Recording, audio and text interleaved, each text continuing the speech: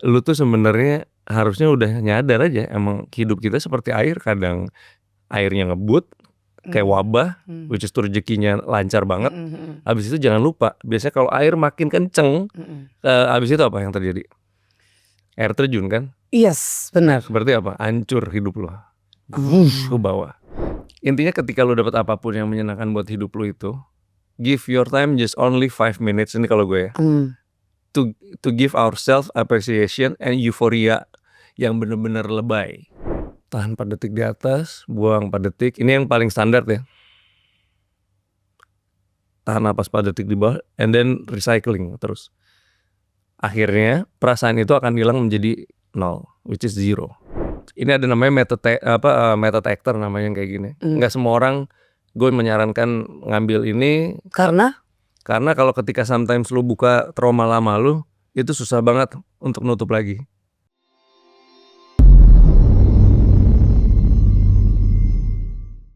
Hello, welcome back to Anthem, Andari and the Theater of the Mind. Kali ini special edition dong, bahasnya sih Healing Anthem, tapi tamunya special edition banget nih. Please welcome Wingky Wiryawan. Halo Andari. By the way, gue suka banget loh dengan title podcast ini. Oh iya, kenapa? Theater of the Mind gitu ya. Ya somehow kan sebagai ya gue yang dari kecil juga di dunia teater gitu kan. So teater itu kan kayak satu panggung gitu yang semua orang bisa menjadi siapapun berdasarkan karakter yang dikasih sama sutradara gitu kan. Di situ kan. Dan itu kan sebenarnya otaknya satu, penulis cerita dan sutradara itself. Yang dimana pemain-pemain itu adalah urat-urat otak kita kalau gue pikir dari main lo gitu. Jadi Theater of the Mind is very very unique and sangat kece menurut gue. Bisa diartiin kayak gitu, which is itu yang mau gue manifestasikan. Iya. Tapi basically gue sendiri tahu The Theater of the Mind tuh karena di waktu gue siaran radio, di dunia radio tuh itu istilah yang dipakai untuk ketika lo denger audio doang dan lo berimajinasi di pikiran lo berdasarkan apa yang lo dengarkan. Jadi you create your theater of the mind. Nah, gitu. Dia makanya kan juga sebagai pendengar juga dia harus merasakan apa yang lo ceritain tuh kayak benar-benar dia ada di dalam pikirannya. Narasi yang lo sampaikan lewat gelombang radio kan. Yes. Jadi misalnya gue bisa berasa banget ketika penyiarnya tuh lagi malas-malasan, lagi happy atau apa gitu. Tunggu. Nih gue pernah ada cerita nih. Gue happy banget waktu itu mungkin itu tahun 2010, 2011 ya. Gue siaran pagi waktu itu, gantiin Panda di Prambors. Terus gue siaran heboh banget tuh, all out deh pokoknya. Tiba-tiba, dulu kan zaman Twitter kan. Ada yang nge-tweet, duh pagi gue jadi semangat nih gara-gara dengerin siarannya. Mention gue Andari at Prambors. Lu yang nge-tweet waktu itu, gila. Lo inget gak lo pernah nge-tweet? Gue inget. Itu gue yang siaran. Tapi gue lupa itu lo ya. Itu gue. Karena maksud gue gini, somehow pagi-pagi itu kan orang tuh perlu di-cheerful ya kan. Pasti kan somehow orang baru bangun pagi pasti kan energinya baru 20-30%. Kecuali yang orang udah lari pagi dulu ya, itu beda cerita. Cuman kebanyakan pasti kan tidak ya. Jadi kayak begitu pas dengar suara yang even though waktu itu gue belum pernah ketemu lo ya kalau nggak salah. Belum. Jadi gue bisa bayangin, ini pasti penyiarnya charming, cantik, semangat, enak diajak ngobrol gitu dalam hati gue. Jadi nemenin gue gitu loh, tau maksud gue jadi kayak whatever songs yang di play sama radionya itu menurut gue jadi kayak gue malah nungguin si penyiarnya. Oh ternyata lo ya. Iya. Oh iya. Gila, so, berarti lo berhasil banget membangun Theater of the Mind. Tepuk tangan. Thank you. Seru juga ya, berarti tuh lo awal entertainment itu dari teater. Jadi gini, gue dari bahkan dari sebelum masuk TK sampai SD itu gue itu sering dibawa sama nyokap gue ke teater di Bandung namanya DKSB, Paguyuban DKSB. Itu adalah salah satu seniman Bandung yang udah almarhum sekarang namanya Hari Rusli. Dan emang gue dari kecil tuh sering ada di panggung teater dan latihan band, tempat mereka latihan band. Jadi gue tuh ngeliatin mereka terus kayak gitu. Dan kebetulan om mama tante gue, which is sepupu nyokap gue, itu udah bintang film sampai sekarang juga sih. Itu Ari sama Ira Wibowo. So jadi gue kayaknya dengan dunia seni peran tuh kayak udah lumayan common lah dari kecil gitu. Berarti lo awalnya seni peran dulu nih ya? Sebenarnya enggak. Awalnya sebenarnya musik dulu. Seni peran tuh is just like something that I admire. Kalau musik tuh dari dulu gue emang udah kayak megang-megang main drum gitu segala macam. Dan bener-bener jadi musiciannya tuh Kapan? Kayak udah bener serius manggung nih, udah earn money lah dari situ gitu. Earn money ya, oke. Kalau Iya earn money itu sebenarnya itu sebenarnya start di tahun 97 sebenarnya. Oke, itu 97 lo udah 97 SM gua dapat kuliah. 1.500 perak lah, gue inget banget. Enggak, lu tuh udah apa ke SMA? DJ. Iya, maksudnya udah umuran. Gua itu kuliah semester 1 kalau nggak Oh, udah kuliah. Udah nge-DJ tuh ya. salah. 1.500. 1.500 perak doang aja, saudara-saudara, terima kasih. Sekarang $1.500 aja belum tentu bisa nih manggil dia, ya kan? Oke, berarti tuh startnya DJ dan sampai sekarang nih ya, berarti lu nge-DJ tuh udah 30 let's say 30 tahun. Gimana men rasanya? Tepat kemarin tanggal 23 gue merayakan 30 tahun gue berkecimpung asik di dunia DJ terutama. So jadi ya menarik lah, ups and down-nya banyak banget gitu ya. Dan juga nggak gampang. Gue sebenarnya udah ngelewatin kayak more than 3 decades lah ya. 5 dekade era DJ tuh gue udah jalanin itu semua gitu. Ya spiritualnya asik banget. Yang gue dapet di situ sih maksudnya lebih kayak everything is just like river buat gue. Jadi kayak akan ada air tenangnya, ada yang air terjunnya yang kenceng banget gitu, ada juga yang kepecah gitu jalannya ya kan, airnya nyatu lagi, terus tiba-tiba ada yang tiba-tiba jadi gelombangnya kenceng banget gitu. Semuanya tuh menurut gue sih seperti itu gitu. Oke. Dan sebenarnya kalau lu sadar, bagi gue hidup kita ini tuh sebenarnya sama banget sama sungai. Sungai baik itu sungai yang diam, sungai airnya ya yang diam bergerak, ada air terjun downfall ke bawah, ada skyfall gitu jatuh, terus ada juga yang tiba-tiba dia dipecah jadi jalannya kecil-kecil ke kiri ke kanan ya kan, nanti akhirnya nyatu lagi di satu sungai gede lagi yang terus akhirnya airnya jadi kencang banget sebelum akhirnya menjadi skyfall lagi ke bawah gitu kan. Nah menurut gue itu kita adalah airnya, cuman mungkin kita nggak nyadar bahwa sebenarnya semuanya itu airnya itu sebenarnya udah disediakan jalurnya tuh. Sungainya kan jalurnya yang bawah kan, kalau sungai kering kelihatan kan, jalurnya tuh seperti itu. Walaupun itu memang terbentuk dengan air-air sebelumnya, cuman yang kadang-kadang kita lupa tuh bahwa menurut gue air itu is just like our spirit gitu loh. Menurut gue tuh kayak bisa dibilang kayak lu tuh sebenarnya harusnya udah nyadar aja emang hidup kita seperti air, kadang airnya ngebut kayak wabah, which is tuh rezekinya lancar banget. Habis itu jangan lupa, biasanya kalau air makin kenceng, habis itu apa yang terjadi? Air terjun kan? Yes, benar. Berarti apa? Hancur hidup lo. Ke bawah. Begitu lo udah lulus ke bawah, jadi airnya tenang lagi. Oke. Nah itu menurut gue tuh sama menurut gue jadi kayak gitu. Jadi ketika lo pas lagi wah gila semuanya nih kayaknya semua perhatian lagi ke lu segala macam gitu, spotlight ke lu, duit ke lu, rezeki ke lu, komplimen ke lu segala macam gitu-gitu, lo harus langsung udah punya target. Oke, gua akan jatuh bentar lagi. Oh gitu. Lu mempraktekkan itu? Gue selalu gitu. Makanya gue punya namanya teori zero yang gue bilang tadi, gue ada 6-nya itu. Ada satu perasaan yang udah jadi, ini kepanjangan. Tell me about it. Justru gue tertarik banget dong. Gimana tuh teori zero? Teori zero itu seperti yang tadi gue bilang kayak sungai. Ketika lu misalnya airnya kenceng banget gitu ya, anggaplah lu lagi naik apa sih namanya kalau ini? Apa sih namanya? Apa tuh kayak iya kan. Tapi kalau pemain kayak sih udah tahu ya, karena dia pasti udah berpengalaman. Ini anggap lu orang awam nyoba-nyoba. Yang nyoba-nyoba. Ketika lu airnya kenceng terus lu seneng karena happy banget, wah beriak gitu. Itu tuh gue nganggap bahwa sebenarnya karir lu tuh on the top gitu. Everything is fun and glory gitu. Tapi lu nggak nyadar kalau itu sebenarnya menuju kehancuran lu, karena itu lu udah kekencengan banget airnya. Jadi lu lupa bahwa bakal ada resiko yang akan terjadi gitu.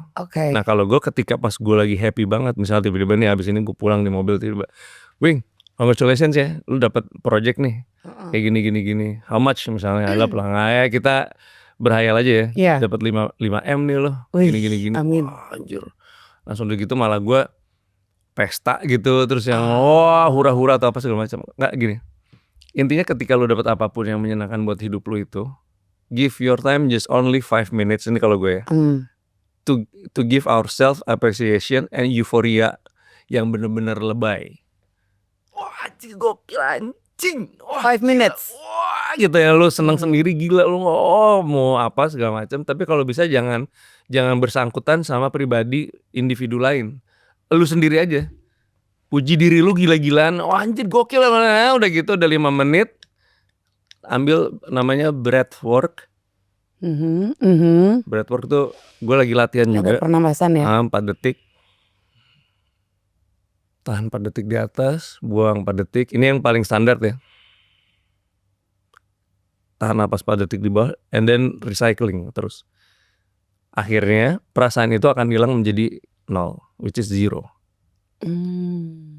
Jadi lu akan menyadari bahwa oke, ini kan dikasih sekarang, bisa jadi besok hilang. And then kalau lu lagi sedih banget, tiba-tiba sorry man kerja gagal atau enggak, andai si ini meninggal atau apa segala macam. Give yourself the lowest emotion ever sampai lu mau nangis mau apa, tapi just that shit 5 minutes. Lakuin itu lagi, normal lagi. Keren banget sih. Dengan kayak gitu. Tapi gue ini masih 2 tahun nih gue ngikutin ini. Gue udah berapa kali kelas ngikutin ini tuh kayak untuk supaya lu bisa manage yourself nggak terlalu tidak terlalu berlarut-larut dalam sesuatu yang sebenarnya sudah berlebih. Semua berlebih di badan lu nggak bagus, baik itu emosi, baik itu asupan darah tinggi, darah rendah, anything, kolesterol. Semua kan kalau kita cek darah kan check up gitu, medical check up pasti kan wah ini kan ada batasannya kan semuanya kan. Lebih dari segini nggak bagus, kurang dari sini nggak bagus. Paling bagus apa ya di antara tengah-tengah itu. Nah untuk try to be selalu balance yin and yang itu tuh buat gue di situ tuh it's very hard. Cuman kalau lu latih lu akan bisa. Makanya kenapa itu sangat penting juga buat pekerjaan gue di dunia acting contohnya.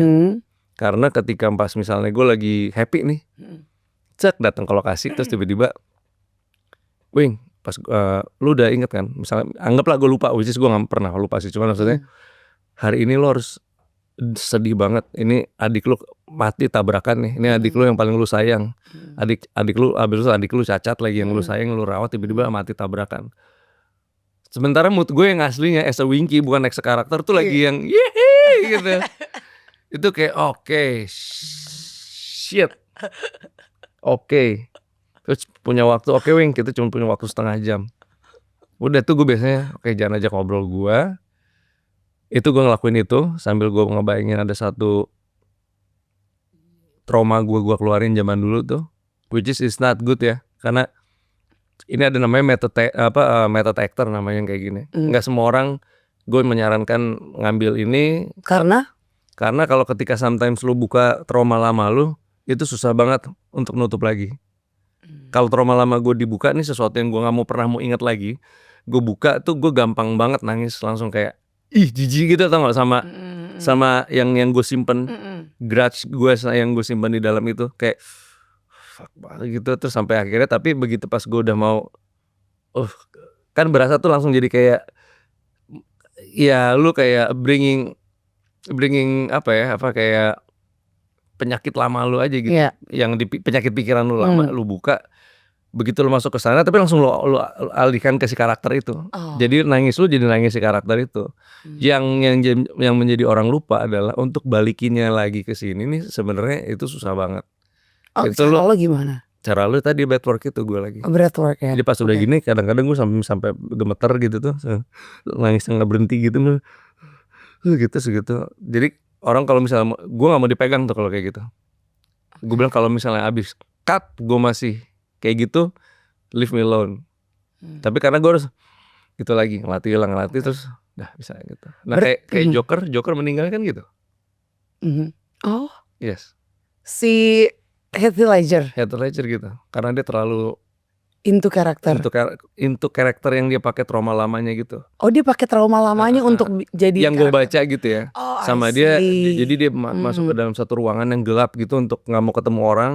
Jadi pas keluar jadi aneh gitu. Itu kan method banget ya. Tapi sebenarnya itu memang ada beberapa yang tidak menyarankan metode seperti itu, cuman kalau di gua works sih so far sih, jadi nggak Oke. masalah gitu. Berarti bisa dibilang breathwork ini your very effective healing ya? Iya, so far sih ya, effective Arti healing, oke, arti healing buat lo apa?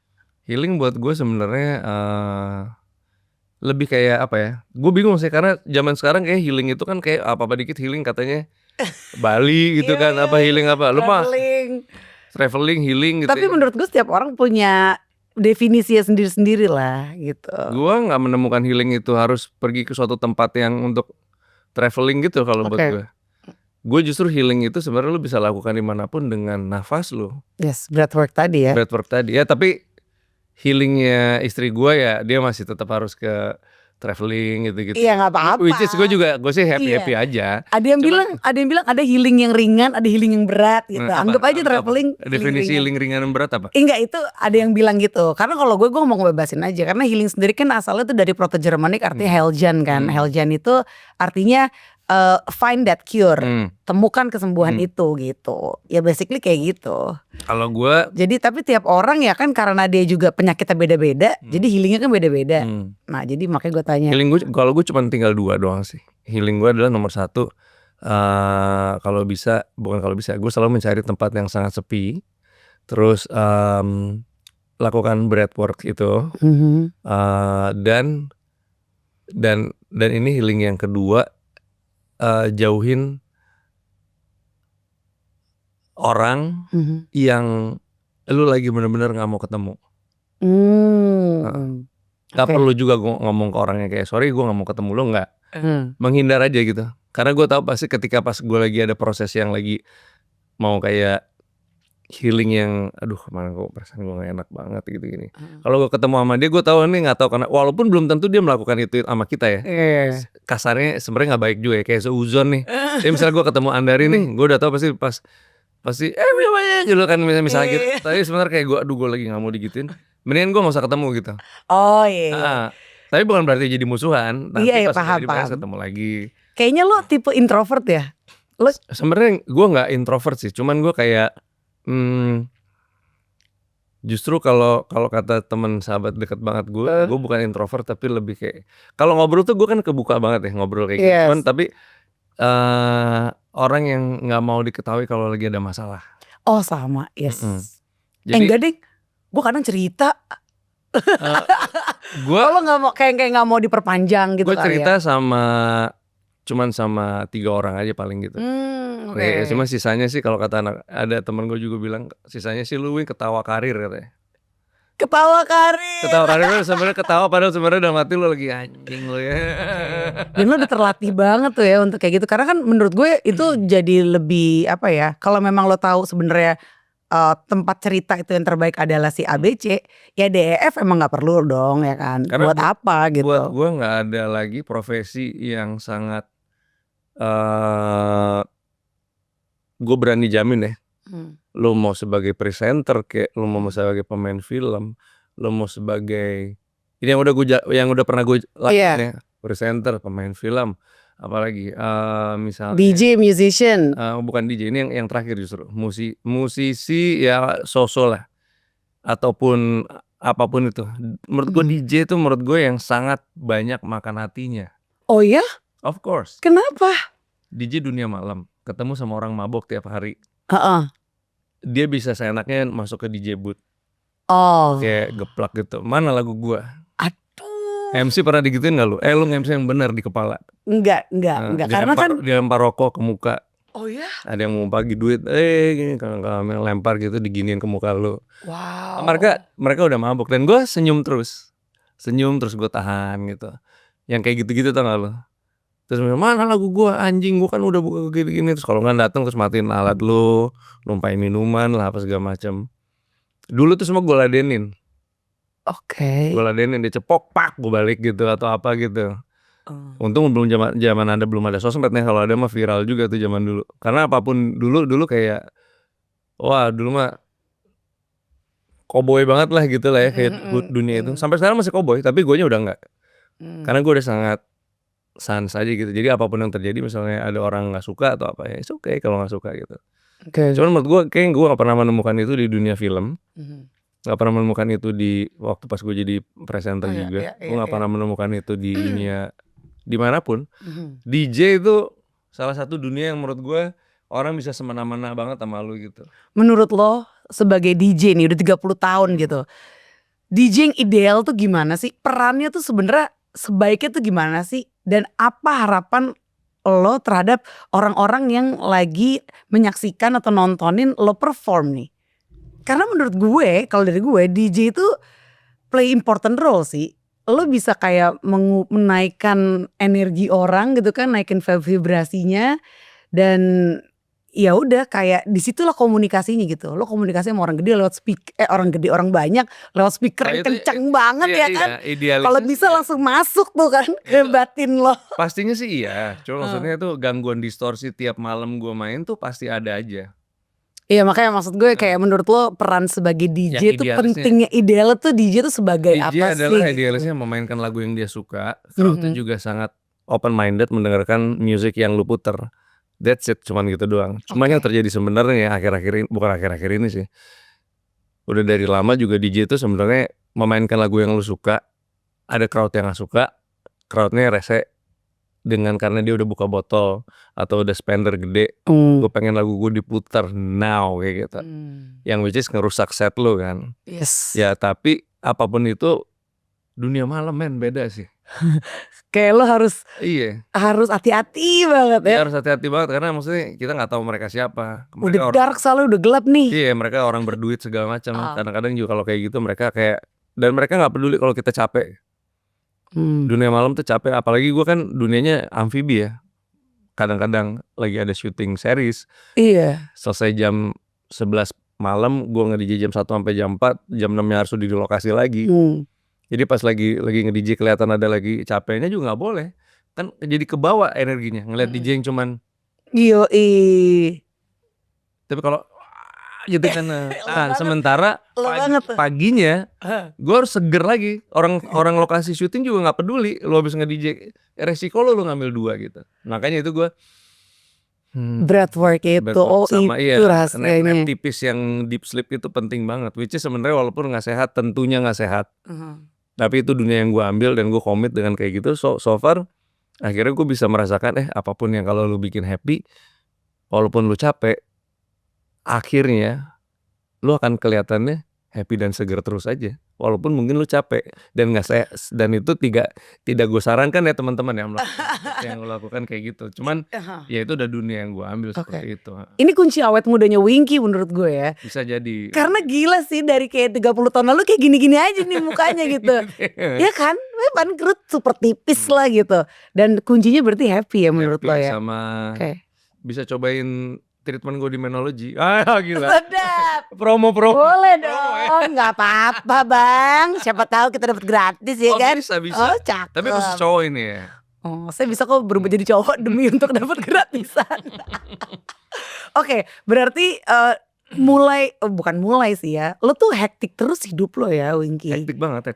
Iya gak sih? Dari kapan tuh mulai yang super hektik? Karena kan kita sempat pandemi nih. Dari pandemi itu. Karena Basement of Heaven gak sih? Benar. Iya. Tunggu, Basement of Heaven tuh sebenarnya kapan sih startnya? Startnya itu pokoknya 2020 pas benar-benar pandemi dan klub tutup semua. Baru ada nama Basement of Heaven tuh itu? Sebelumnya belum pernah lo bikin? Sebelumnya ada di Amerika. Jadi waktu di Seattle itu gue bikin. Jadi misalnya kita party nih abis gue nge-DJ di satu klub gitu. Amerika kan tutup jam 1. Anak Indonesia kan pengen lanjut terus. Pastilah. Akhirnya ada satu rumah temen gue tuh ada basementnya. Nah di basementnya tuh kayak klub ada laser gitu.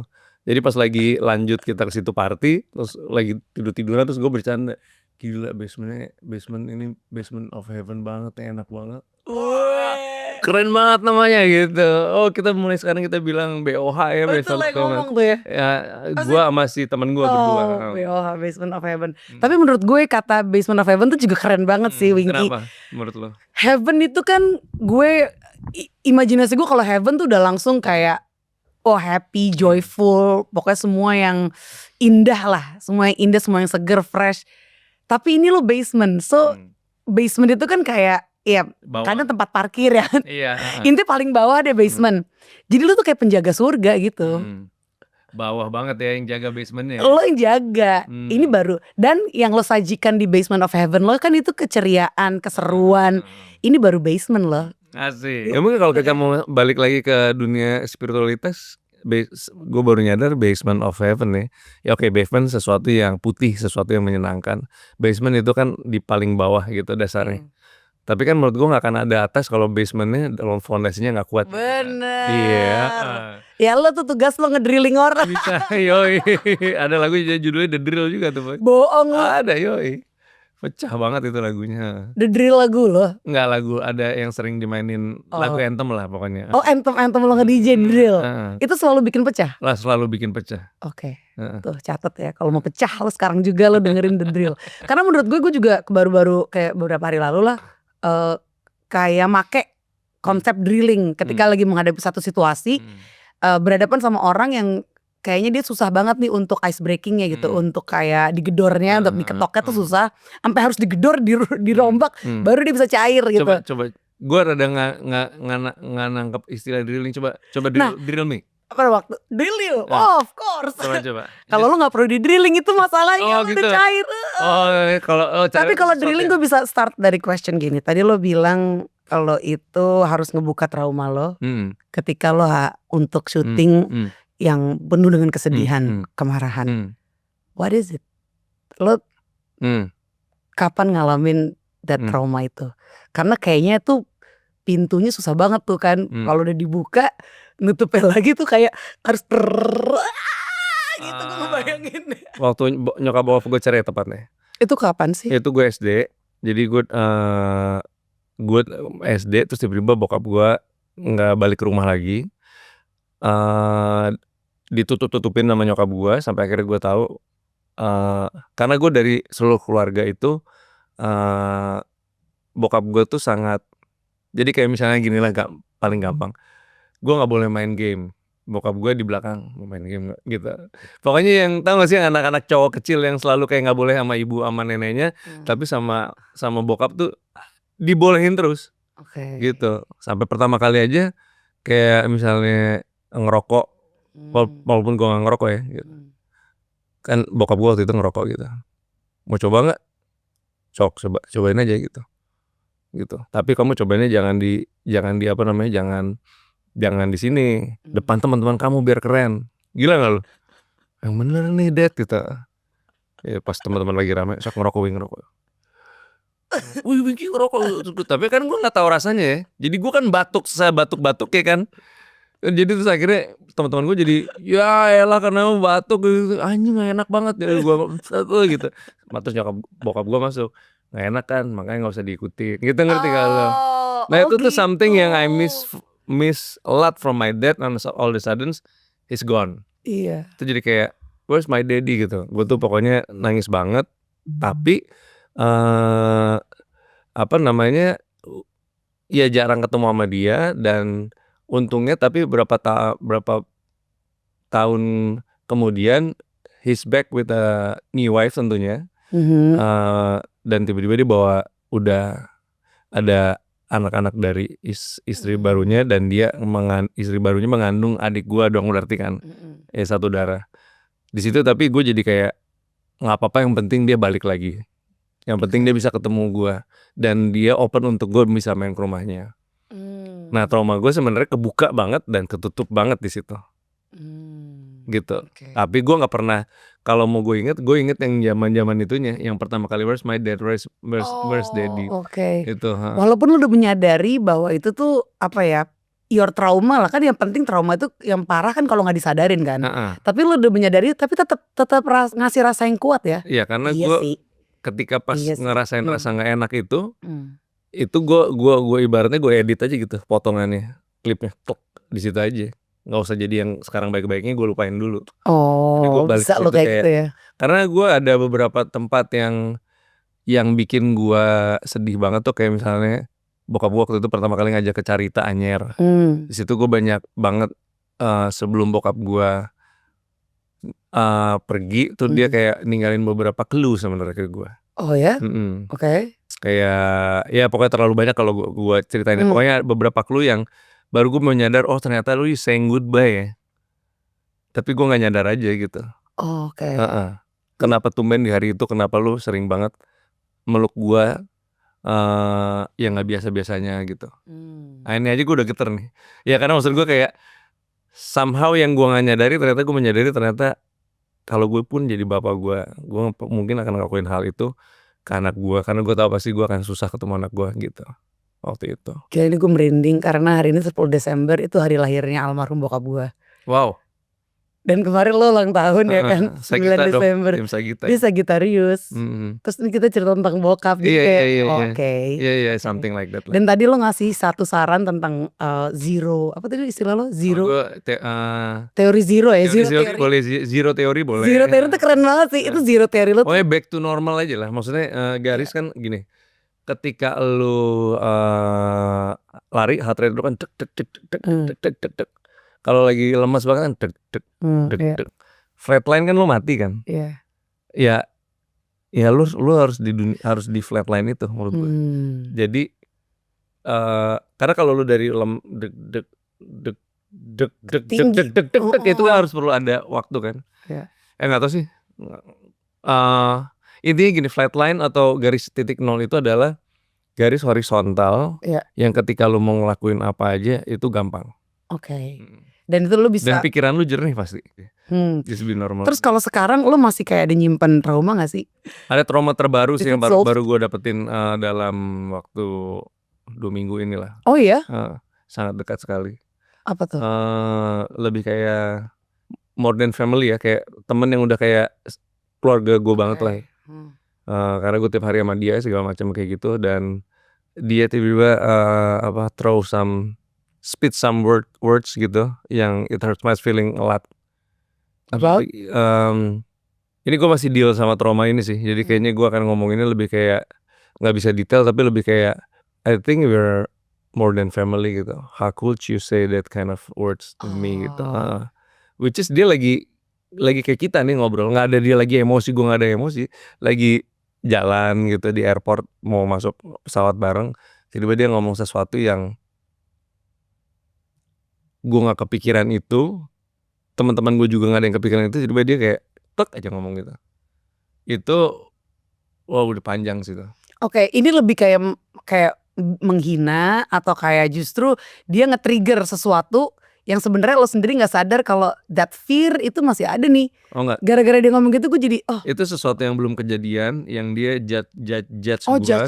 Judgment. Judge gue, dia bilang bahwa lo bakal kayak gini gitu. Sementara gue ngerasa kayak kenapa lu bisa bilang gue bakal kayak gitu gitu. Lo tanya nggak? Gue tanya. Terus? Alasannya sangat menyakitkan sekali. Tapi is it true? Sangat tidak menurut gue.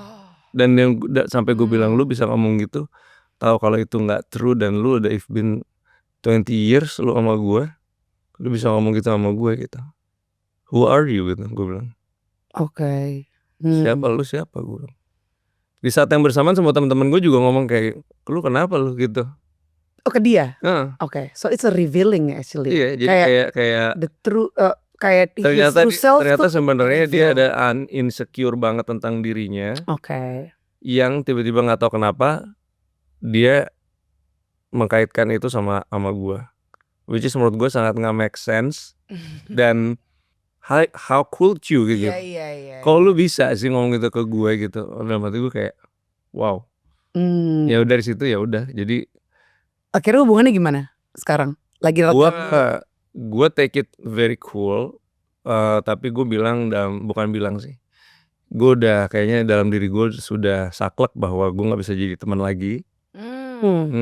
Kayak gue bilang, gue mendingan tadi gue bilang kalau ngambilnya mending gue nggak usah ketemu. Kalaupun tetap harus ketemu, ya gue akan sangat santai, tapi gue nggak akan bisa lagi put position between you and me seperti yang udah lagi gitu.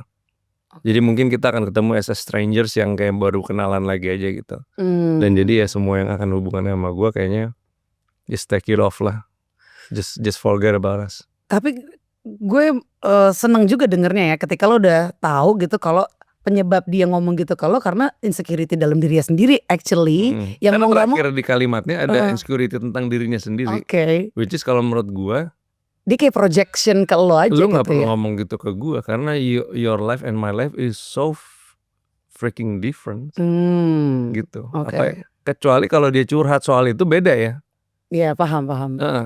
Tapi kalau lu bilang bahwa itu terjadi juga di gua, Nyari temen mungkin ya dia kayak apa gitu, gue mau nanya di part mananya gue nanya, heeh.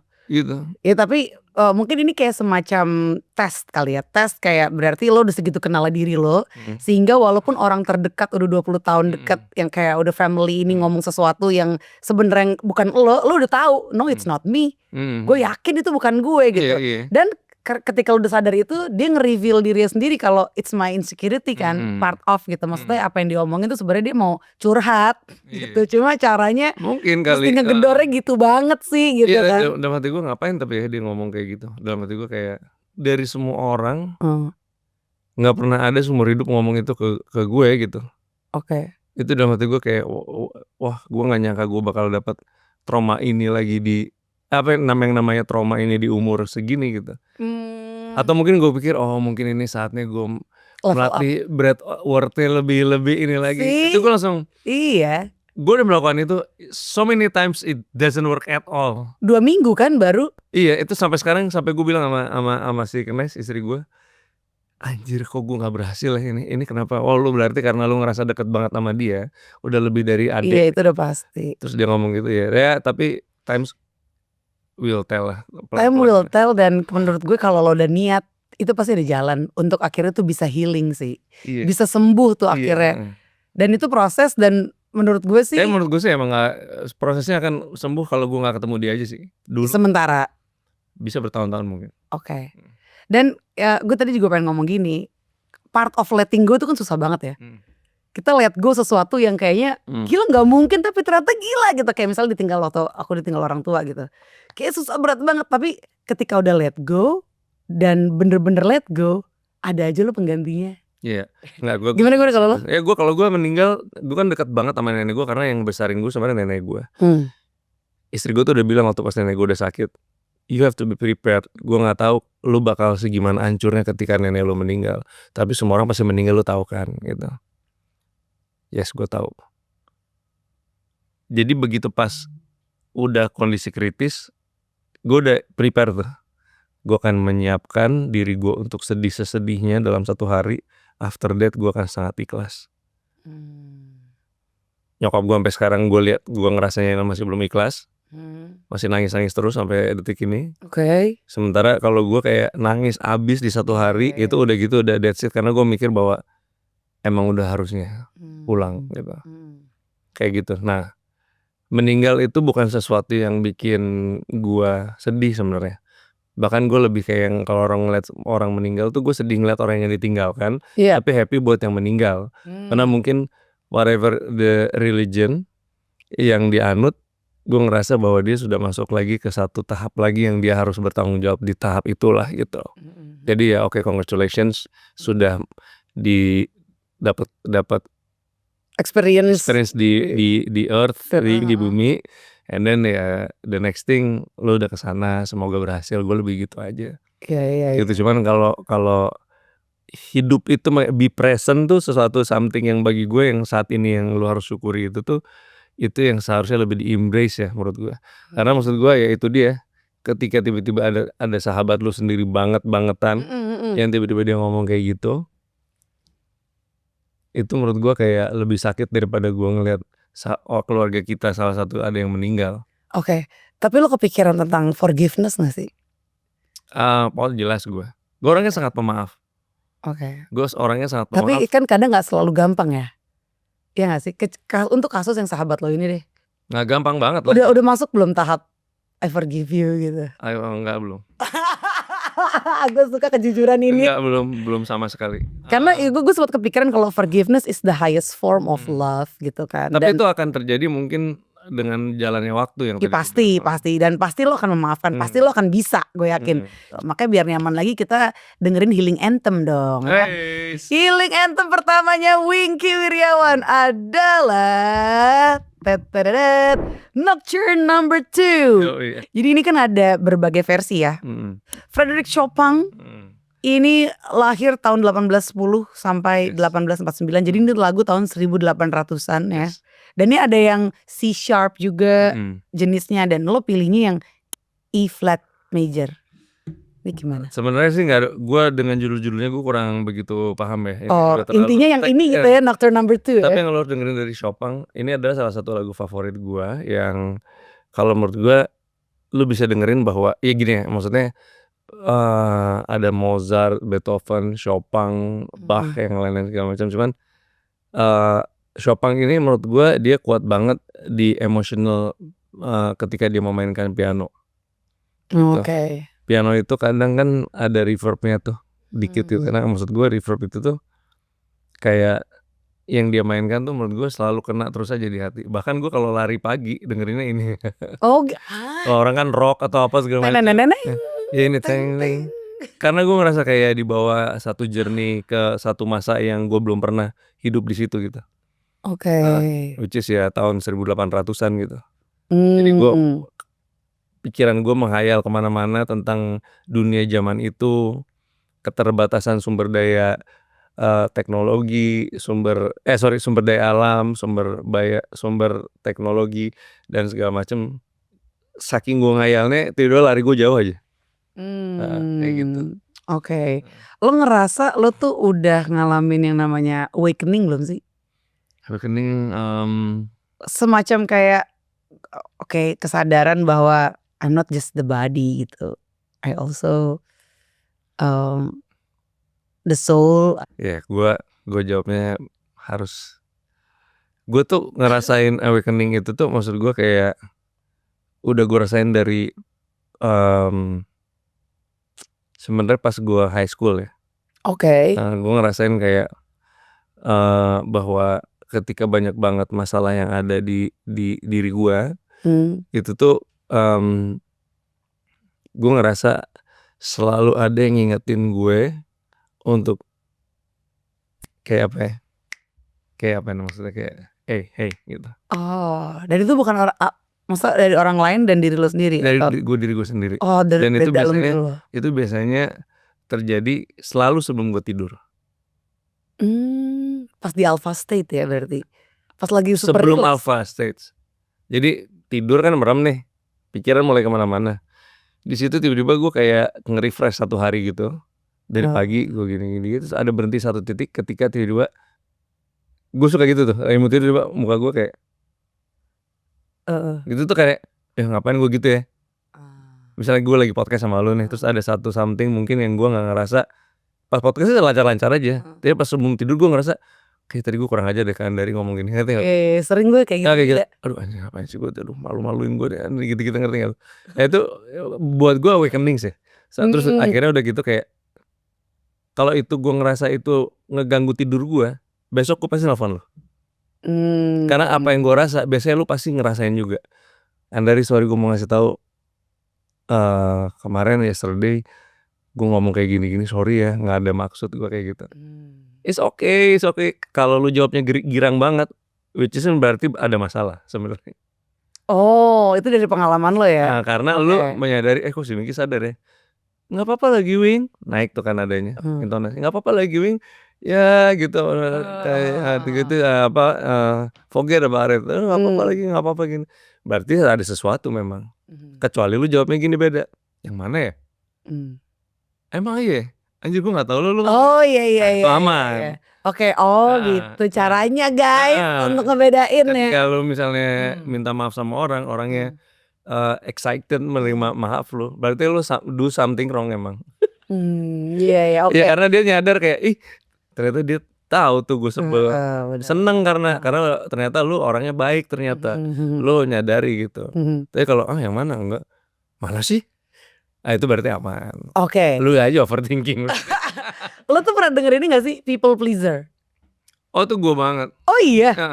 Oke. Waktu itu gue ada beberapa tamu yang datang ke sini, apalagi ada satu waktu itu bener-bener dia bikin buku dan itu buku itu dibikin karena dia itu punya people pleaser yang cukup besar lah. Big part of her tuh people pleasing gitu dulunya. Gitu. Lo kapan nyadar lo tuh itu people pleaser? Ya DJ sorry. DJ is so freaking people pleaser banget. Tapi gue kalau misalnya ya, kalau menurut gue tuh ada juga loh DJ yang kayak let's say Solomon atau siapa tuh Sasha. Beda. Itu kan Sasha tuh main dia tuh kayak diem doang Ya gitu. jangan ngomongin Solomon, Sasha, John Dequid ataupun yang udah big names di luar negeri ya. You have to ngomongin yang sekarang yang terjadi di Indonesia. Coba tell me. Ya tell me gimana maksudnya lu datang ke di club gitu, even though lu udah punya nama, ada aja orang minta lagu yang nggak lu mainin sebenarnya udah tahu. Tapi kan bisa lo tolak. Ya bisa tolak bisa banget. Tapi yang terjadi itu Oke. nyamperin nanti manajernya, bro tolong dong bro ini udah buka sampai 14 juta kalau nggak repot gimana lu gini-gini. Oh gini maksudnya Bang ya tapi kan gue nggak mainin gitu dari yang tadi gitu sampai yang oh ya udah mau apa gue bilang ini lagu ini jadi akhirnya lagunya yang muter bukan gue tapi Oke. ada DJ Red itu lo yang puterin gitu yang penting kan dia happy tapi gue nggak mau di situ. Jadi menurut gue penting. Nah menurut lo DJ bisa perform sebaik-baiknya, sepuas-puasnya Kalau crowdnya memberikan energi yang sama. Alright. Lo nggak DJ nih, wah lo gini, crowdnya cuman gini doang. Lo nggak ada, ibaratnya apa ya kalau ada connectionnya. Kalau listrik tuh plus minus gitu loh. Enggak, oke. Pokoknya harus kalau nyetrum. harus gitu. Iya. Lo kalau misalnya crowdnya diem, lo pasti diem. Lo ngadepin crowd yang diem. Kalau crowdnya diem, lo loncat-loncat, lo orang gila. So asik banget sih DJ-nya, lagunya gak enak kata crowdnya, iya kan? Tapi berarti gini ya Winky, lo tuh lumayan mikirin apa yang orang pikir tentang lo ya. Siapa gua gini, gue jawabnya gimana ya? Enggak apa-apa. Lebih kayak gue lebih mikirin apa yang gue bisa deliver terbaik untuk crowd. Kalau mereka happy, mereka joget dan bertahan lama di dance floor, salesnya bagus, semua orang happy. Mungkin sometimes itu makan hati gue. Karena sebenarnya sebenarnya gue gak mau main lagu ini. I hate this song. Ngerti gak lo? Cuman I have to play it for them to enjoy the rest of the night.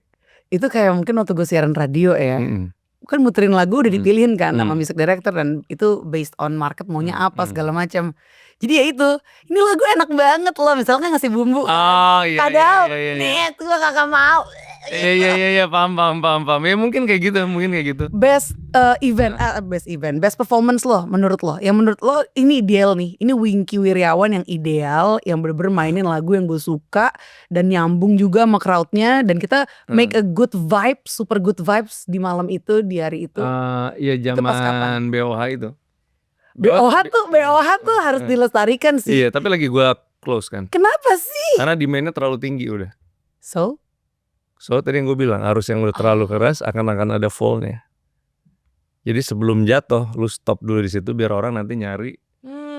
Jadi akan nanti value-nya lebih tinggi lagi. Waktu pas yang streaming di Instagram yang sampai 16.000 orang nonton. Itu gila sih. Itu kan pas lagi ujung-ujung. Jadi awalnya kan cuman gue main di dapur kan, pakai handphone doang. Terus lagunya lagu-lagu yang emang anthem zaman dulu kan. Karena kan pas saat itu orang masa kini banget lah lagunya. Gak ada yang mainin lagu-lagu kayak gue. Gue cuman sebenarnya basicnya simple banget. Gue cuma mau mainin lagu. Waktu gue SMP, SMA, lagu partinya, lagu klubnya itu gitu. Ternyata orang lama keluar semua. Orang lama. Dan ternyata orang lama yang keluar semua itu sekarang udah menjadi bisa dibilang milioner lah. Udah, iya maksudnya udah CEO, dirut di mana, udah jadi ya angkatan gue ke atas tuh udah orang yang punya duit semua. Iya, udah sukses lah gitu. Nah terus kedua pas gue lagi streaming ujung-ujung tiba-tiba dia waktu itu ada satu brand masuk, ya kayak podcast gini, tiba ada brand masuk. Lama-lama manajer gue kesenangan, gila Wing, minggu ini kita dapat 300 juta nih gini nanya cuman lu streaming kayak gini. Tapi kan ada brand masuk, gue kan harusnya lu harus promosiin ini dong, ada adlibs kan, kayak apa. Cuman gue syaratnya satu, gue nggak mau diganggu. Adlibsnya terserah cara pakai, terserah gue. Jadi kayak misalnya gue ngomongnya rada-rada Ya zaman dulu kan brutal ya. Iya. Ya misalnya gila nih enak banget kopinya. Zaman dulu siapa di lantai 4 stadium kalau misalnya mau melek sampai pagi pakai kafein nambah kafein gini doang. Jadi nggak harus ngerti kan. Gitu kita sebenarnya kan rada parah kan. Tapi orang tuh suka karena gue nyeleneh banget gitu cara ngomongnya gitu. Siapa dulu di Malah masuk tuh brandnya. Iya, misalnya Kerating Deng. Udah tidur aja lu di kota zaman dulu di apa keluar dari kota muka masih kayak gitu masih pengen party Masih pengen aja. lanjut. Iya, minum ini aja kali gitu sorry maksudnya ada satu produk minuman ini. Kalau gue sih ini udah. Tapi udah gitu gue buang botolnya. Jadi terserah gue gitu. Jadi yang nggak ada hard selling gitu. Cuman lama-lama saking banyaknya produk yang masuk, jadi kayak acara sahur. Sebel gue, dalam hati gue jadi gak ada undergroundnya gini gue bilang. Tapi akhirnya solusinya gimana terus dong biar itu tetap bertahan? Gua cut di saat duit lagi masuk banyak, manajer gue marah. Lu gila apa Bing? Ini kita nih sampai orang lagi miskin, kasarnya lagi nggak ada duit semua pandemi. Ini kita dapat duit gede banget, udah gitu lu cut, dia bilang gitu. Terus gue bilang, Pak Jokowi udah bilang 2 bulan lagi klub boleh dibuka. Udah kita udah nggak usah main aja udah dulu. Kenapa kata manajer? Nanti orang akan nungguin kita. Abis itu lo naikin fee gue 3 kali lipat. Lihat orang mau bayar apa enggak? Gila kali 3 kali lipat. Siapa yang mau bayar 3 kali lipat? Sampai detik ini malah 4 kali lipat. Gila. Kasarnya kayak gitu. Dan gue pengen tahu juga switchnya lo nih, karena kan shift atau switch lah ya dari lo yang tadinya hidup malam banget, ya mungkin lo terbawa lifestyle-nya juga gitu kan, sampai akhirnya jadi kayak paham zero teori gitu segala macam. Itu pas kapan? Itu pas pandemi juga. Oh gitu. Kan hotel-hotel murah di Bali. Balik lagi ke Bali. Terus Ernest kan sangat yoga banget kan. Dia seneng yoga, gue sama dia kadang-kadang lari pagi. Terus tiba-tiba pertama kali ada kelas di Pothead namanya breathwork. Breathwork apaan nih? Tapi abis itu ada ice bath-nya. Nah gue tertarik ice bath-nya doang awalnya. Tapi gak ada kelas, gak bisa ngambil cuman untuk mandi es doang gitu. Ya udahlah ikutlah breathwork gitu. Awalnya gitu doang. Begitu masuk, kan ada kelas itu ada sound healing, ada apa segala macam. Pas breathwork gitu, gue coba napas gitu, kok tiba-tiba kayak gue pas selesai abis itu ke ice bath, all of a sudden my mind just like super clear gitu loh, kayak kok enak ya gitu. Si gurunya cuman dia bilang bahwa inti dari kehidupan adalah nafas. Yang lu tanpa lu sadari, yang lu hidup lu keluarkan itu adalah emosi lu. Semua bisa diatur dari nafas. Awalnya gitu. Sementara gue iya cepetan gue pengen ice bath tuh. Gue awalnya begitu pas gue ngikutin kelasnya gitu, dilatih gitu-gitu. Mulai tuh gue dapat satu kayak something yang gue belum pernah setenang ini ya. Gue ikut lagi. Akhirnya gue lagi. Gue pengen enak kan kenal. Tenang nih. Terus akhirnya gue ngobrol sama salah satu si ya ini apa ya bilangnya, instruktur kali ya, bukan pelatih, bukan pelatih, coach trainer, ya semacam itu lah ya. Cuman kayaknya mereka ada lah ya ini ada namanya lah pokoknya. Terus gue nanya bahwa kayak lu sebelumnya kerja apa, dia bilang gue dokter. Sebelumnya juga ada beda-beda kan orangnya. Yang kelas yang berikutnya lu apa, gue kerjanya serius orang bank gitu segala macam. Terus kok kenapa lu jadi, ya kan berarti dia udah benar-benar melepas duniawinya untuk ngajarin itu ke orang kan. Karena dia bilang, karena dengan gue ngelakuin hal ini, gue tetap bisa melakukan kerjaan gue yang beneran, tapi jauh lebih clear pikiran gue. Nah gue bilang, yes, it's all about breath, it's all about nafas. Gue bilang, gokil gue bilang. Ya kalau orang kan kayak misalnya juga kalau lagi panik, napas pendek kan. Iya benar-benar. Nah itu kan sebenarnya kalau lu sadar, ubah langsung pola napasnya. Tahan gitu, nanti tahan. Ada cara-caranya itu nggak ada cara latihannya. Iya. Buat lo yang emang juga belajar breathwork gitu ya, boleh tulis di komen ya. Kita saling share info lah. Kita masuk ke healing anthem kedua, ada No Surprises. No Alarm. No Surprises is a song by the English rock band Radiohead, released as the 4th and final single from their 3rd studio album OK Computer in 1998. Yes. Radiohead No Surprise. Gue kalau denger lagu itu sedih sih. Gue sedih banget. Emang sedih. Kayak gila gak ada yang peduli sama gue men. Boro-boro dapet surprise gitu kan. Kenal gue juga pada enggak gitu. Kenapa lo pilihnya ini? Iya kalau itu nomor satu selain gue suka banget sama nadanya. Cara nyanyiinnya si Tom York juga ya. Sama ya No Surprises banget aja sih menurut gue, kayak apa yang coba disampaikan di situ. Lagunya tuh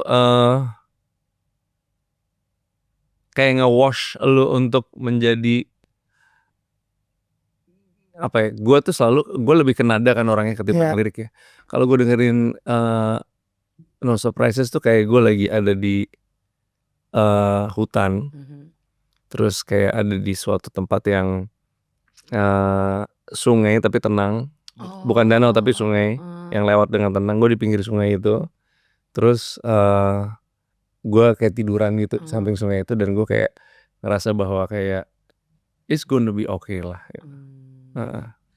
Itu kan intronya juga teng teng teng teng teng teng teng Oke, ini it is gonna be okay, berarti ini mirip juga message-nya sama Healing Anthem yang ketiga ya. Iya.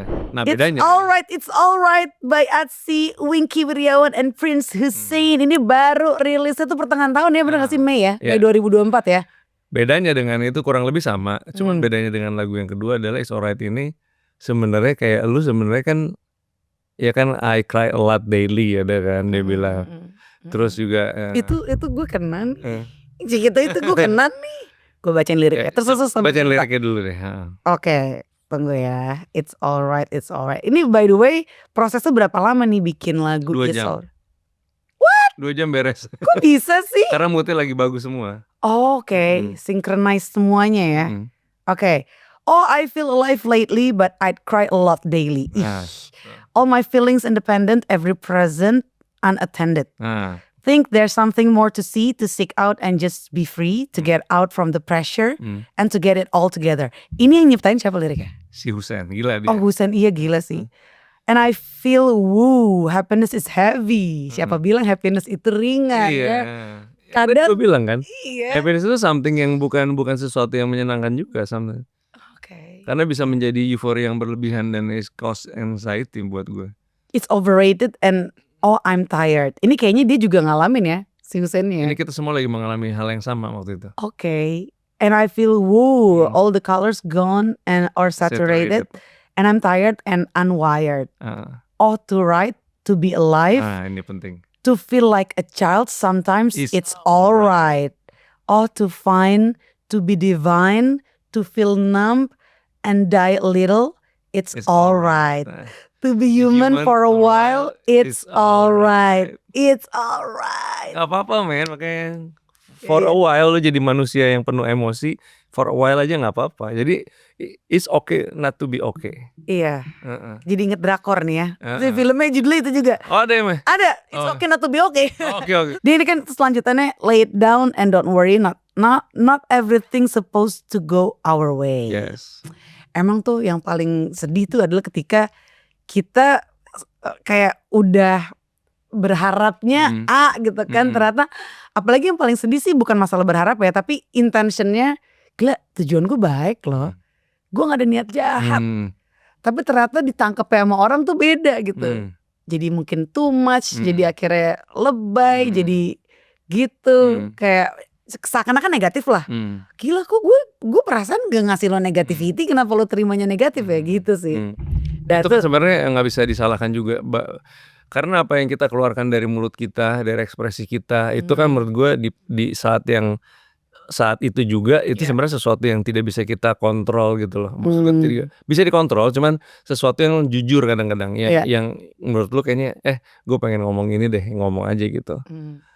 Dan tiba-tiba untuk orang yang menerimanya tersinggung, itu pilihannya dia. Itu dia. Lu gak bisa ngatur orang untuk jadi senang sama lu atau apa gitu. Jadi ya semua konsekuensinya ya seperti yang teman gue lakukan ke gue, dia juga harus tahu konsekuensinya seperti itu. Dan kalau tadi kan lo juga kayak cerita tentang sungai. Lu sering banget lo nyebut sungai. Lu sadar gak sih lu sering banget lo nyebut sungai. Kalau dia dari aliran sungai gitu, lo sekarang lagi di mana sih? Kalau lo sum up nih, gue lagi your life. kenceng banget. Oh gitu. Aliran sungai gue lagi berapa knot ya?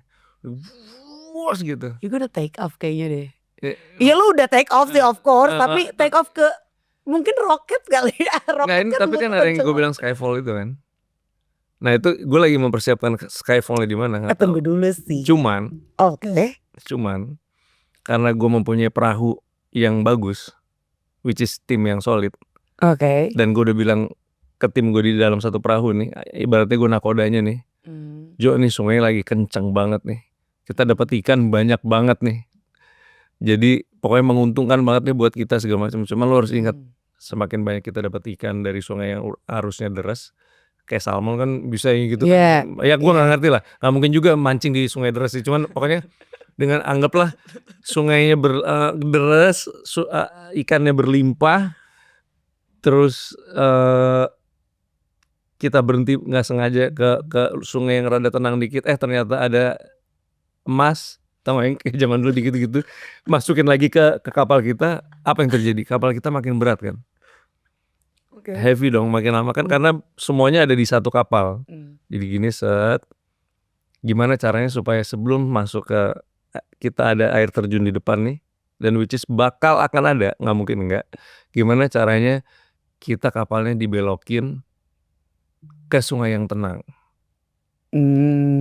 Itu bagus. Iya, itu bagus. So you don't have to fall, right? Karena tapi orang kadang-kadang kayak gitu, terus apa namanya, greedy dar. Jadi begitu pas udah mau kayak gitu langsung belok sekarang. Tapi ikannya lebih banyak lagi di situing. Di sana akan lagi ketemu ini lagi gini. Belok sekarang gue bilang. Jadi lo harus tahu when you have to know when to stop. Stop udah, kiri dulu. Gue nggak tahu ini bakal berguna atau enggak. Gue baca buku judulnya The Big Leap, The Big lompatan yang besar gitu. Gue tahu loh. Ada bukunya kayaknya gue. Cuman lo harus baca. Gue baca. Gue lebih audiobook sih. Jadi gue di jalan gue dengerin, dan gue denger tuh udah 4-5 kali karena kan kepotong. Sampai akhirnya gue selesaiin. The Big Leap karyanya Gay Hendrick ya. Gue ada kata-kata yang menurut gue tuh kena banget. Keep spiraling up. Jadi ada zona-zona dari manusia gitu, zone of competence, zone of incompetence, yang enggak kompeten, ada yang competence, ada zone of excellence, dia udah tinggi mungkin kayak CEO, itu tuh excellence tuh. Terus ada juga zone of genius. Nah di zone of genius ini, kalau lo udah masuk ke zone of genius, lo udah keep spiraling up. Jadi lo there's no too good to be true. Itulah yang dialamin sama siapa presiden Amerika yang skandal. Yang skandal sama cewek. Iya. Si ini Bill Clinton.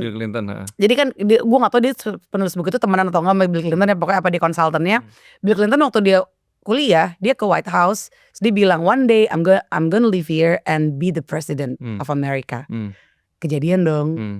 Nah begitu kejadian, ya mungkin dia euforia something, gue gak tahu gimana, sampai kan ada skandal itu, pokoknya terlibat skandal itu.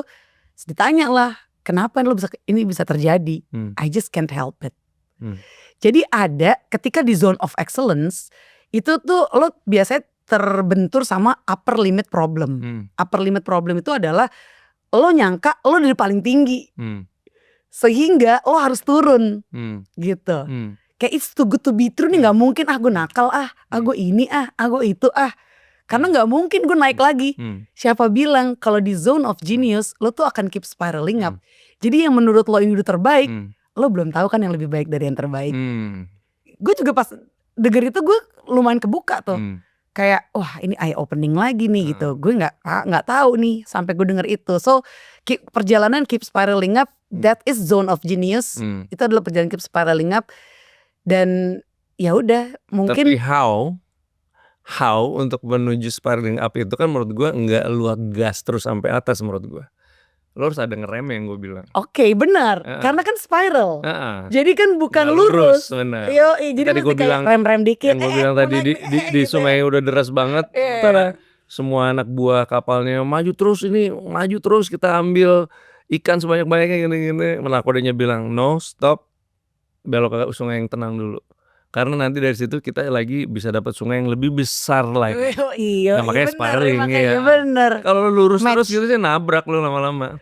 Lo tuh dapet kayak ide-ide kayak gini tuh dari mana sih, Wing? Apakah lo tuh emang sekontemplatif itu gitu kan?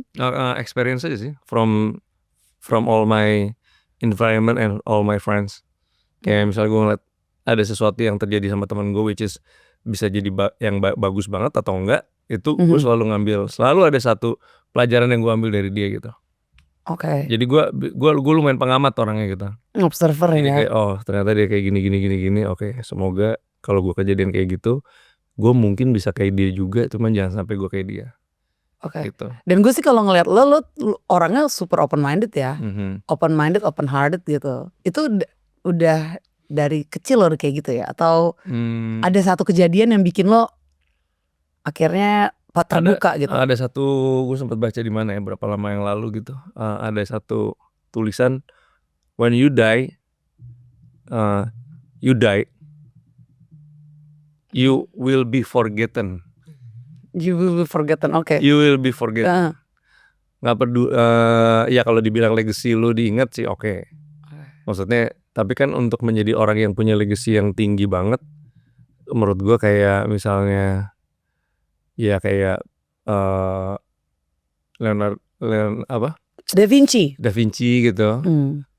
Itu kan nggak semua orang bisa kayak gitu kan. Kita ngomong masyarakat umum aja deh.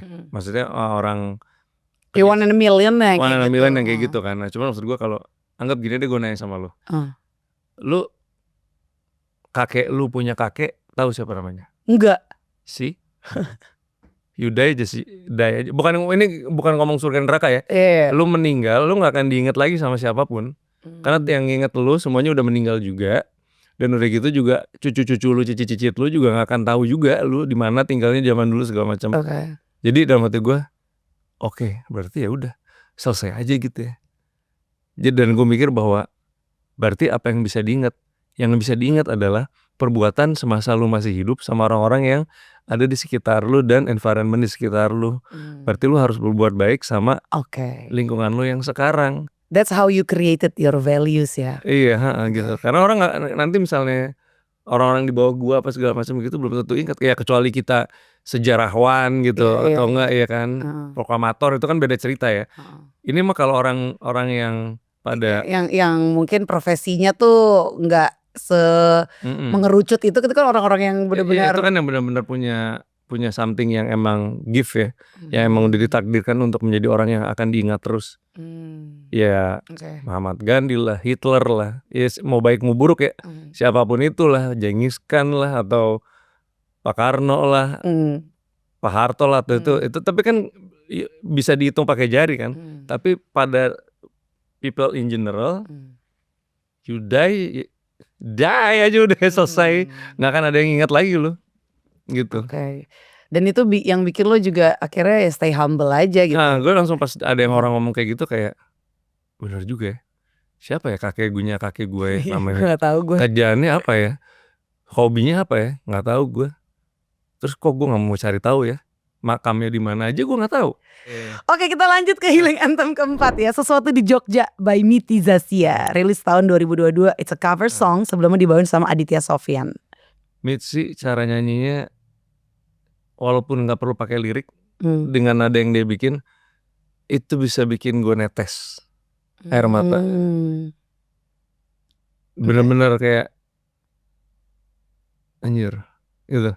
Berarti itu karena suaranya dia nih ya. Suara dia, aransemen musiknya.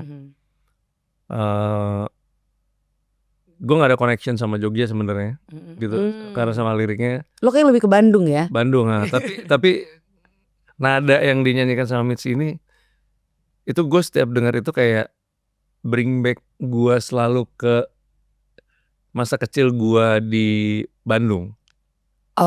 Gitu. Lo ada niatan mau ini gak sih collab sama dia gitu? Oh enggak sih, gue jadi pendengarnya aja. Untuk sekarang, who knows nanti ya kan. Healing Anthem lo yang kelima, wow, ini dari tahun 82 nih, dari album Toto Fourth. Yaitu Africa by Toto. Nah gue juga gak ada connection ke Afrika juga, jujur aja. Tapi instrumen yang dibawakan sama Toto tuh apa ya? Menurut gue tuh kayak that song actually buat gue inget sama bokap. Ini lagunya dia. Lagu dia kayaknya dia sering banget waktu sama nyokap gue SD sebelum mereka pisah tuh sering masang lagu itu, jadi gue kayak keinget mereka berdua terus gitu. Oke. 3 hal dari bokap lo yang menurut lo ini patut untuk lo terwarisi ke lo dan akan lo warisi juga nih ke maybe your audience atau teman-teman lo gitu. Hal-hal yang 3 hal ya. Yang kayak menurut lo wah ini penting nih gitu untuk gue teruskan. 1, dia bisa sangat menjadi teman baik. Terus he's a good listener. Dan nomor 3, dia goofy. Jadi kayak menghibur, entertainer banget ya. Jadi kayak dia kayak bisa good listener tuh, kayak misalnya gue curhat nih, dia nggak pernah kasih solusi malah. Oh ya, oke. Kayak dia kayak, oh ya terus gimana? Jadi tapi gue ngerasa bahwa apapun problem yang gue ceritain, kan ada banyak ya orang tua yang ini gini, baru mau cerita baru seperempat. Bener. Nggak bisa gitu, kamu tuh harusnya gini parah banget gini. Kamu tuh harusnya dengerin ini gitu. Kalau dia tuh kayak oh ya, oh oke. Oh kacau juga ya. Terus kamu perasaannya gimana? Dia selalu nanya how I feel sampai akhirnya gue udah selesai cerita, feeling better, dia bilang gitu. Iya. Ya kalau menurut Dedi, gue manggil Dedi, menurut Dedi sih kamu sebaiknya gini aja gitu. Sebenarnya sih Dedi juga gak perlu ngomong, kamu tahu solusinya. Toh kamu juga udah ngomongin solusinya tadi, nyadar gak? Kok dia hebat banget sih Winky. Iya, terus gue kayak jarang orang tua kayak gitu. Iya emang jarang, terus gue kayak oh iya, thank you Dad ya for listening to me gitu. Oke. Terus yang kedua, goofy tuh kayak misalnya tiba-tiba gue misalnya ada suatu saat momen yang ya misalnya kayak gue cerita nih soal temen gue tadi. Gue bilang banget ya, gue bilang Dad, you know what? Kok dia bisa cerita gue gini. Oke, tanggapannya? Gini. Ketawa. Sebel gak sih lo? Gue lagi mau cerita, harusnya dia kan oh parah, kalau teman-teman kita bener lo banget ya lo gitu. Dia sangat different respon gitu. Ketawa seketawa-ketawanya, ngetawain apa? Kejadian lo yang lo alamin. Kok lo ketawa sih Dad, gue bilang kayak gini sih. Terus dia bilang kayak apa? Lucu lagi katanya. Lucu di mananya, gue bilang kayak gitu. Ya lucu aja, maksudnya kok dia bisa ngomong kayak gitu sama lo sementara dia deket. Kan buat gue itu funny. It's so funny, dia bilang gitu. Seharusnya kan kalau ya maksud gue kalau ada di situasi itu gue nggak emosi, gue malah ketawa. Maksudnya karena gue akan balik nanya sama temen lu kayak lu mabok ya? Yoi, Gitu. bener lah. Gue jadi kayak mikir, bener lagi. Kok gue nggak kepikiran ada? Bener lagi kan lo udah dekat, lo kan harusnya kenal gue. Iya. Kok lo ngomong gitu? Ya Gila. gitu. Dan ternyata bener kan dia lagi insecure juga kan. Udahlah ngapain lo gini banget gini. Di situ gue jadi kayak ya juga kali deh. Iya. Tapi tetap sebel ya. Tapi ya nggak apa-apa, sebel mah gitu. Sementara Iya, itu ya kan dok. Tapi jujur nih, Dedi juga sebel nih. Jujur aja nih. Dia bilang sebel nih sama kamu nih gitu. Terus kenapa jadi sebel sama gue? Ya sebel lah. Lu curhat-curhat mulu sama gue, minuman gue mana kok lu nggak beliin gue minum. Oh ya lupa, kopi kayak gitu. Itu bisa bikin suasana tuh enak banget. Sama yang tadi satu lagi tadi gue bilang apa? Good listener, goofy. Terakhir tuh goofy. Iya, good listener, goofy lah. Sama ada tadi good listener enggak, bukan, itu goofy yang ketiga. Yang pertama apa tadi ya? Good listener, terus dia good friend. Good friend.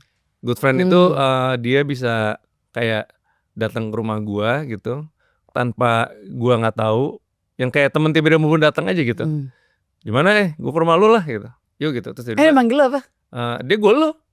Enggak, manggil lo apa? Bukan Winky kan? Winky. Oh, manggil lo Winky. Gua ke rumah lu ya gitu. Oke. Nyokap gua tuh sebel, kenapa sih Dedi ngomongnya gue lu gitu ke lu. Dia biarin lah, emang gitu lah orangnya, gue bilang seniman bokap gue misalnya. Jadi emang unik gitu. Tapi tiba-tiba dia datang, karena semana dia bilang kayak gitu. Gue mau ngasih ini nih. Jadi tiba-tiba dia datang hanya cuma ngasih bibit tanaman yang Kenes tuh pokoknya pernah ngomong sekali dia nyeletuk, "Aku tuh suka bunga ini deh gini-gini," tapi jarang di Jakarta. Jadi pas dia waktu itu ke Jogja atau apa, dia nemu bibit itu. Terus dia datang ke rumah gue hanya cuman ngasih itu buat si Kenes, "Ini buat istri lu ya," gitu. Jadi kayak sweet banget. istri gue mah si Kenes cinta banget sama bokap gue. Kayak, Iya, "Ya iya. bokap lu parah banget sih." Kalau gue Iya. kalau jadi Lo harus stay close banget ini sih banget karena bokap lu, aduh ya ampun so sweet banget, malah jadi gue yang salah ya. malah jadi lo yang jealous. Kamunya, Malah jadi lo yang jealous. enggak, gue nggak jelas, malah gue jadi yang dimarahin sama si Kenes. Oh, iya. Kok anaknya nggak gitu? Lebih perhatian Dedi. Tapi gila sih menurut gue lo harus deket-deket terus ya bokap lo. Dan kayaknya setiap ada masalah berat kayaknya lo harus cerita sih. Karena dia bisa netralisir netralisir emosi. Tapi maksudnya nyokap gue juga menyenangkan ya. Beda, nyokap gue tuh kayak 180 derajat berbalik lah. Karena kan nyokap gue kan anaknya tentara kan. Jadi apa-apa tuh semuanya serba dek dek dek dek. Lo belajar disiplin dari situ ya. Nah, itu yang gue dapat banyak bagusnya disiplin dari dia. Gue tuh orangnya nggak pernah nggak on time. Dari didikan nyokap gue. Tapi sementara kalau yang dari sini yang Jadi balance. Iya. Makanya jadilah Wingky Wiryawan nih. Banyak bener fansnya. By the way lo tuh berapa bersaudara ya? Gue punya kakak, punya adik, tapi semuanya beda ibu dan beda bapak. Oke. Jadi mereka semuanya cerai 3 kali, nikah 3 kali. Bokap gue juga gitu, nyokap gue juga gitu. Jadi adik gue semuanya beda ibu, beda bapak semua gitu. Dan tapi semuanya akur banget. Wah itu yang paling penting. Sangat akur banget. Percuma beda sama ibu sama bapak, tapi kalau berantem mulu ya kan, jadi nggak. Jadi terakhir bokap gue baru pisah sama nyokapnya yang adik gue yang paling kecil. Terus kayak kita kumpul semua gitu anak-anaknya. Kayaknya Dedi mau cerai nih sama ibu gitu. Kata adik gue yang anaknya mereka dari pernikahannya mereka. Gimana itu ya kak ya gitu ya. Nggak tahu lah. Terus akhirnya tapi gue kan yang sebenarnya ada yang lebih tua dari gue, cuman dia jarang ngumpul, cewek. Akhirnya gue rangkul semua gitu. Whatever happens, gue bilang walaupun kita bloodline-nya yang satu nggak ketemu sama yang satu, tapi kita brother and sister ya. Mereka mau berantem gimana pun nggak mau ketemu, jangan sampai mempengaruhi kita. Orang tua kita mempengaruhi kita untuk supaya kita sebel satu sama lain, jangan ya. Aku yang ngomong nih dari kakak yang paling tua, gue bilang. Ya semua pelukan oke gitu. Oh cocuit. Dedi bakal nonton gak ya ini? Jadi diomongin terus loh nih sama anaknya. By the way, healing quote favorit lo apa? Boleh lirik lagu atau mungkin kayak lo pernah baca buku apa atau mungkin pemikiran lo sendiri? Ada di It's Alright tadi. To be human for a while is alright. To be human for a while is alright. To be human full of the emotion is alright. For a while. Ingat. For a while. Jadi enjoy it while it lasts. Yes. Ya kan, enjoy it. Karena Iya. cuma manusia setahu gue sih yang punya emosi dan harus memanage emosinya sedemikian rupa, makhluk lain tuh enggak gitu ya. Jadi ya udah. Oke, yang mau lo sampai ini ke anak muda. Secara kan lo masih muda sih. Tapi kan ada yang lebih muda nih. Apa Wing? Yang based on your experience atau mungkin based on your observation tentang anak muda sekarang? Yang berbau dengan spiritualitas berarti. Boleh, enggak juga gak apa-apa. Oh, enggak ada. Misalnya tentang apapun lah. Jangan terlalu berlarut-larut dalam sebuah emosi yang sebenarnya disebabkan sama orang lain. Rugi loh. Itu aja. Oke. Ya. Terus harapan lo tentang dance music scene di Indonesia? Nggak ada sih. Karena maksudnya udah gede ya. Industrinya udah berjalan sangat berkembang dengan pesat. Jadi harapan gue mungkin lebih mungkin buat teman-teman yang lagi struggling untuk menuju ke top, ke atas, mainin genre yang lu suka aja, terlepas dari orang mau suka apa enggak. Kalau genre lu sendiri lo menyebutnya apa sih? Multi genre kah atau? Gue ya multi genre sebenarnya, tapi kalau dibilang gue sebenarnya sukanya kalau untuk dance music ya, gue sukanya house music. Oke. Tapi kalau band gue sukanya death metal. Your best house music DJ atau mungkin your favorite lah.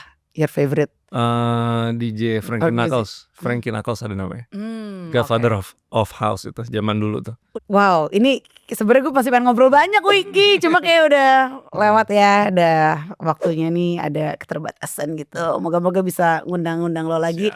Sukses terus semua yang lo lakuin ya. Mary, thank you. Biarlah air itu terus mengalir ya. Biar air itu terus mengalir. Dan bahkan menciptakan wadah-wadah baru. Benar. Tapi Iya harus kan? tahu kapan ke pinggir. Kapan ke pinggir, kapan ke tengah, kapan ke samping, Karena itu jadi kapan ke atas jadi air mancur. bisa. Dengan itu semuanya kalau kita sudah menguasai dengan seksama sedap, itu Yes. akan menjadi theater of mind yang mantap. Amin. Moga-moga bisa collab bareng lagi nanti kita nih ya. Kalau gitu thank you so much all for watching. Kalau ada komen apapun ya, atau mungkin you wanna share your healing anthem atau cerita healing journey-nya, boleh tulis di kolom komen ya. Tentang breathwork juga silakan. Thank you so much sekali Sama, lagi. thank Tos dulu you. dong. Oke, Sama, iya. Wingky-nya pamit, Andari pamit. Kalau gitu sampai ketemu lagi di episode berikutnya. Anthem, Andari and the Theater of the Mind. Bye. Situ Wingky.